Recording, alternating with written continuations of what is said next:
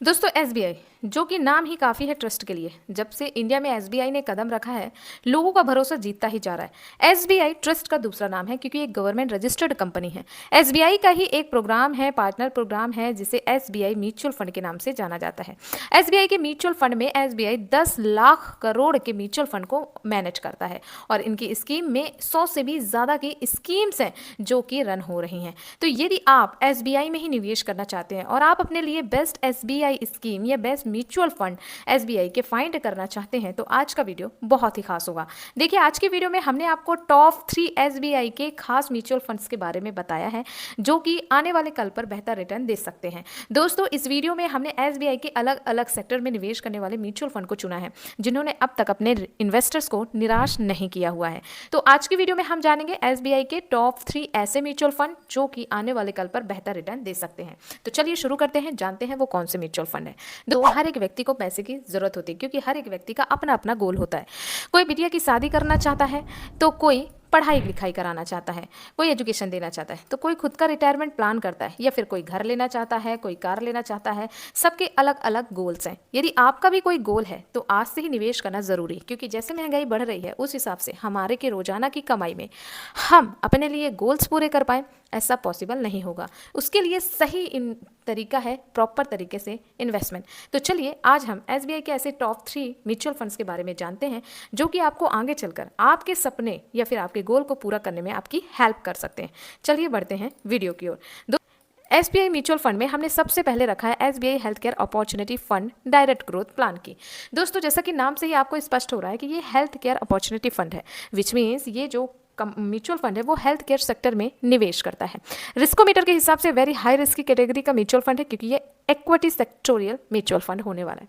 Past performance, सबसे पहले हम ये देख लेते हैं कि इस म्यूचुअल फंड ने लास्ट 5 ईयर तक अपने इन्वेस्टर्स को कितना अमाउंट बना के या रिटर्न बनाकर दिया हुआ है।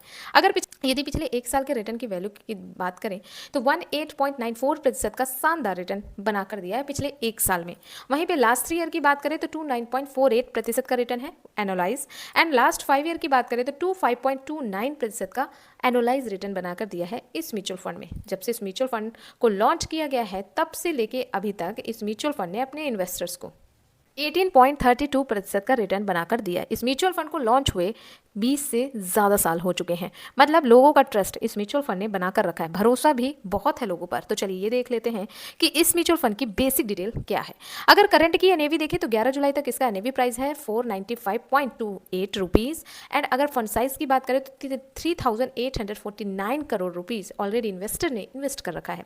इस म्यूचुअल फंड में 2 तरीके से निवेश किया जा सकता है, पहला एसआईपी, दूसरा लमसम। एसआईपी महज 500 रुपये पर मंथ से शुरू कर सकते हैं आप, और लमसम महज 5,000 रुपये से शुरू कर सकते हैं। मैक्सिमम की दोनों में कोई भी लिमिट नहीं है।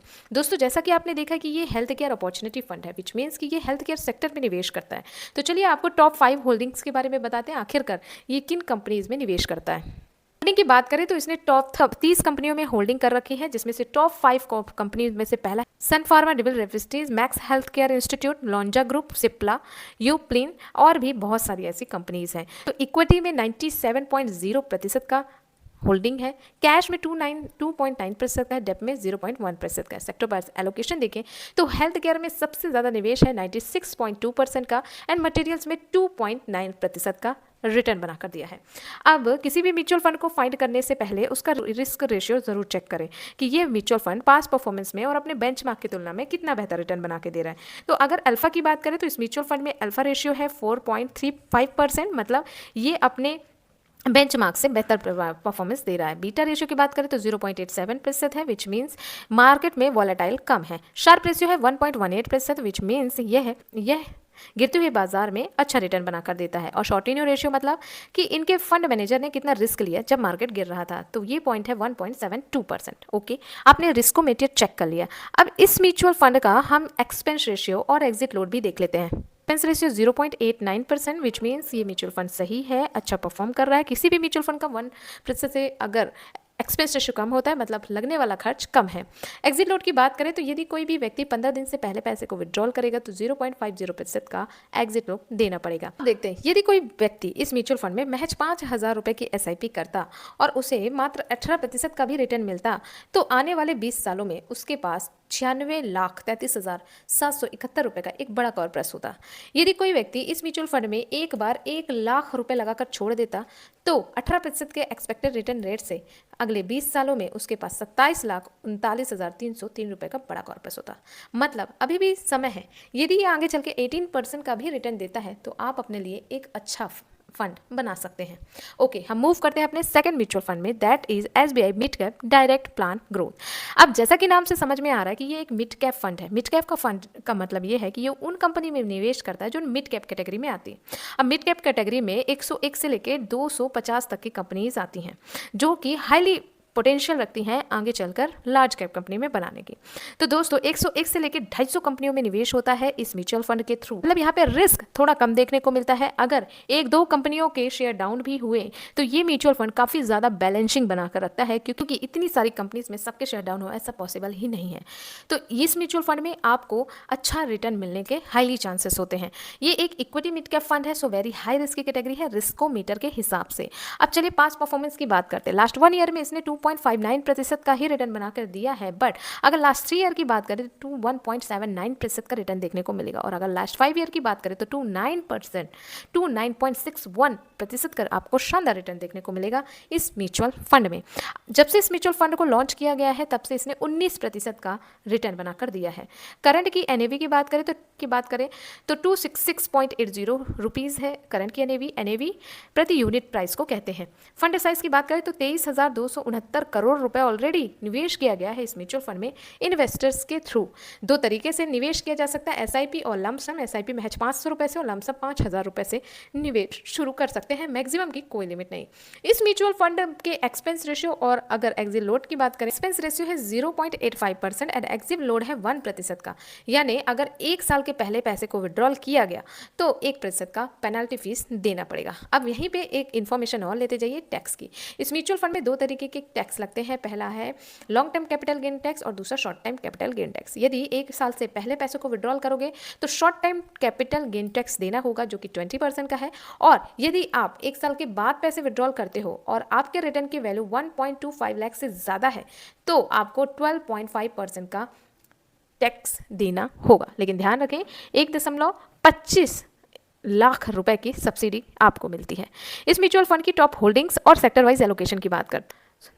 टॉप होल्डिंग में आप बात देख सकते हैं क्रिस्टल, सुदर्नम फाइनेंस, टाटा एक्सिल्स and Shri cements, Torrent power, Max health care institute, Bharat forge, और ऐसे आप टॉप होल्डिंग्स देख सकते हैं। सेक्टर वाइज एलोकेशन की बात करें तो फाइनेंशियल सेक्टर हो गया, इंडस्ट्रियल सेक्टर हो गया, material, health care, technology, energy, ऐसे कई सेक्टर्स में इसका काफ़ी अच्छा एलोकेशन है जो कि आप स्क्रीन पे देख सकते हैं। तो अब इस म्यूचुअल फंड में यदि किसी व्यक्ति ने 5,000 रुपए की SIP शुरू की होती और इस म्यूचुअल फंड ने 19% का रिटर्न बना के दिया तो आने वाले 20 सालों में 5,000 रुपए की SIP से आप 1,09,19,405 रुपए का बड़ा कॉर्पस बना पाते। और वहीं पे यदि किसी व्यक्ति ने 1,00,000 रुपए लगा दिए होते तो अभी उसके पास 32,42,942 रुपए का बड़ा कॉर्पस होता। तो दोस्तों ये है पावर ऑफ कंपाउंडिंग। तो अपने लिए बेस्ट म्यूचुअल फंड फाइंड करना सच में एक टफ वर्क है। अब हम मूव करते हैं अपने लास्ट फंड की ओर जो कि हमारा काफ़ी ज़्यादा सेफ फंड माना जाता है, जिसका नाम है SBI ELXX tax saver fund. अब जैसे कि नाम से ही समझ में आ रहा है कि यह एक टैक्स सेवर फंड है, मतलब अगर आप अपने टैक्स में डिडक्शन चाहते हो तो आप इस म्यूचुअल फंड को देख सकते हो। ELXX का मतलब होता है इक्विटी लिंक्ड सेविंग स्कीम। तो दोस्तों ये एक इक्विटी लिंक सेविंग स्कीम है, सो ये वेरी हाई रिस्क की कैटेगरी में तो आती है, लेकिन इस म्यूचुअल फंड में 2 तरीके के फायदे मिलते हैं।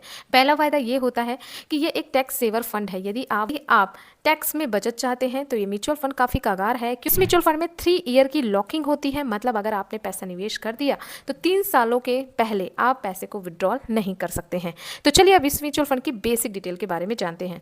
पहला, इसका पास्ट परफॉर्मेंस। पिछले 1 साल में इसने 3.05% का रिटर्न बना के दिया, तो वहीं पिछले 3 सालों में 28.58% का रिटर्न है। वहीं पिछले 5 सालों में 28.10% का शानदार रिटर्न बनाकर दिया। जब से फंड लॉन्च हुआ है तब से लेकर अभी तक 16.83% का रिटर्न बनाकर दिया। ये रिटर्न बढ़ता घटता रहता है। आज मैं जो वीडियो बना रही हूँ आपके सामने ये रिटर्न है, हो सकता है कल थोड़ा ऊपर नीचे हो सकता है, ठीक है। ओके, अब इस म्यूचुअल फंड का एनएवी प्राइस देखें तो 476 रुपये पर यूनिट है। यूनिट प्राइस को एनएवी कहते हैं। अगर इस म्यूचुअल फंड में इसका फंड साइज देखें तो दोस्तों 30,616 करोड़ रुपए ऑलरेडी इन्वेस्टर ने इन्वेस्ट कर रखा है। एसआईपी में है 500 रुपए से शुरू की जा सकती है, लमसम 5,000 रुपए से शुरू किया जा सकता है। सेक्टर वाइज एलोकेशन की बात करें तो ये financial sector, industry sector, technology, materials, health care sector में निवेश करते हैं। इनका मैक्सिमम इन्वेस्टमेंट इक्विटी में होता है 93.9% का, कैश में 6.0% का, डेप में 0.1% का निवेश होता है। दोस्तों एग्जिट लोड और एक्सपेंस, इस म्यूचुअल फंड का जो एक्सपेंस रेशियो है वो 0.93% का है, जो कि आपको पिछले म्यूचुअल फंड से थोड़ा सा ज़्यादा देखने को मिलेगा। बट इस म्यूचुअल फंड में एग्जिट लोड नहीं लगता क्योंकि 3 ईयर की लॉकिंग होती है।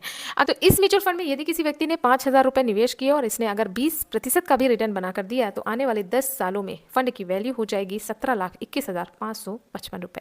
और यदि किसी व्यक्ति ने 1 लाख रुपए निवेश किया तो आने वाले 10 सालों में 20% के एक्सपेक्टेड रिटर्न रेट से 1 लाख की वैल्यू 6,19,174 रुपए में बदल सकती है। तो दोस्तों ये होती है पावर ऑफ कंपाउंडिंग। अब चलिए सवाल ये आता है कि आखिरकार ये म्यूचुअल फंड किन व्यक्तियों के लिए सही है। देखो हर म्यूचुअल फंड हर व्यक्ति के लिए सही नहीं हो सकता। किन व्यक्तियों के लिए सही? पहली बात, टैक्स सेवर जैसे जो स्कीम्स हैं ये उन व्यक्तियों के लिए सही है जो कि अपना टैक्स बचाना चाहते हैं। उन व्यक्तियों के लिए सही है जिनमें पेशेंस है 3 सालों का, 3 साल के पहले जो पैसे विड्रॉल नहीं करना चाहते हैं, ये उनके लिए सही है।